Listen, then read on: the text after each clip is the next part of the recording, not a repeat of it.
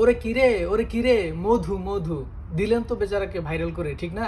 কি ভাবছেন আমাদের বাংলাদেশে একটা বিষয় পাইলে ওইটা নিয়ে বেশি মাতামাতি করে? লোকটাকে ভাইরাল করছেন ভালো কথা, কিন্তু তার প্রফেশনটা একবার খেয়াল করছেন? আপনারা ভাইরাল করছেন, এখন তার কাছে ক্রেতার চাইতে বেশি যাচ্ছে কন্টেন্ট ক্রিয়েটররা। তার ইতিমধ্যে তিনি কিন্তু একটা কান্না করে ভিডিও ছেড়েছে, দেখেছেন? তার মরার মতো অবস্থা। তার 1.5 লক্ষ টাকার এখন তরমুজ রয়ে গেছে, বিক্রি করতে পারছে না, কারণ তার সামনে প্রচণ্ড মানুষ, কিন্তু একটাও কাস্টমার না। কারা জানেন?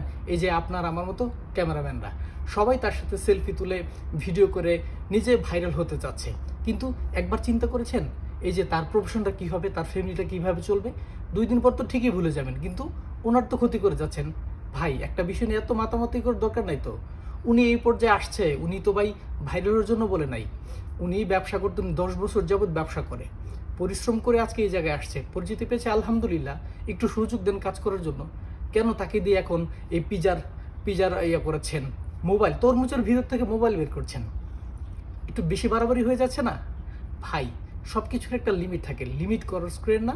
সাধারণ মানুষকে সুন্দরভাবে জীবনযাপন করতে দেন। ভালো থাকবেন। আমার কথা নাও ভালো লাগতে পারে, যদি বুঝতে পারেন তাহলে আপনার জন্য কথাটা বলেছি।